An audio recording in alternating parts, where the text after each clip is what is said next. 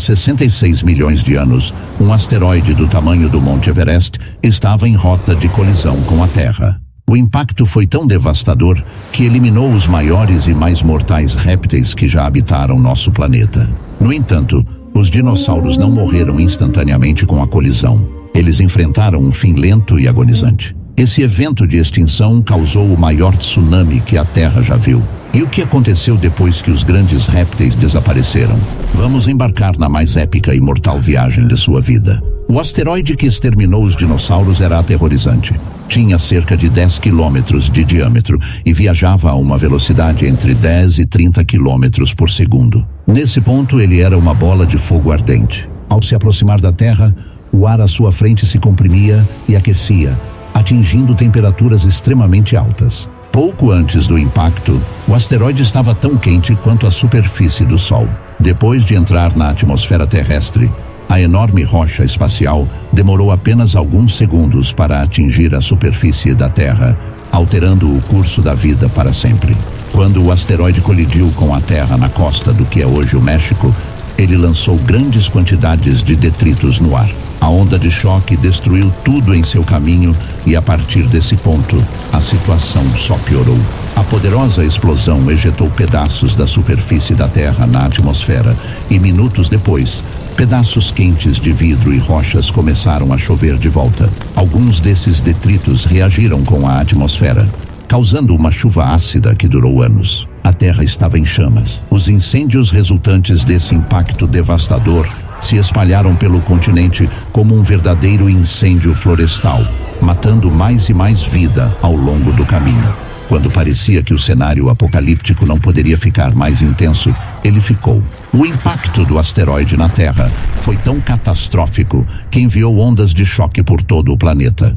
Toda essa energia teve que se dissipar de alguma forma. Um mega tsunami, uma parede de água com mais de 10 metros de altura, atravessou os oceanos. Isto não era um tsunami comum, era 30 mil vezes mais poderoso do que qualquer tsunami atual. À medida que essa onda monstruosa se espalhava pelo Atlântico Norte e Pacífico Sul, as áreas costeiras não tinham chance. A força da onda destruiu e remodelou o continente. Testar essa destruição apocalíptica teria sido fatal para qualquer um que esteja vivo na área. No entanto, alguns dinossauros mais distantes do epicentro conseguiram evitar a destruição imediata pelo impacto e pelo mega tsunami. Mas mesmo assim, seu destino estava selado quando a poeira começou a ser instalada.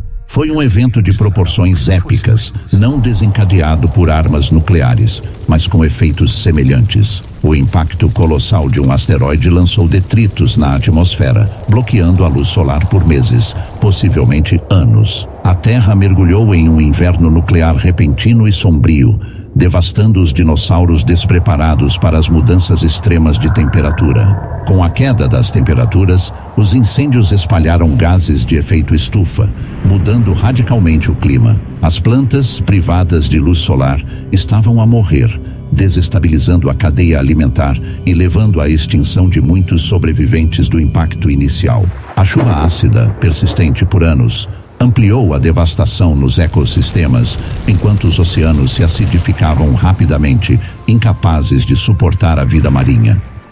Essas condições implacáveis e prolongadas, combinadas com o impacto inicial, resultaram na extinção de cerca de 75% das formas de vida existentes. A boa notícia é que após a extinção que incluiu o temível T-Rex, a Terra se transformou em um lugar vazio, devastado, frio e ácido.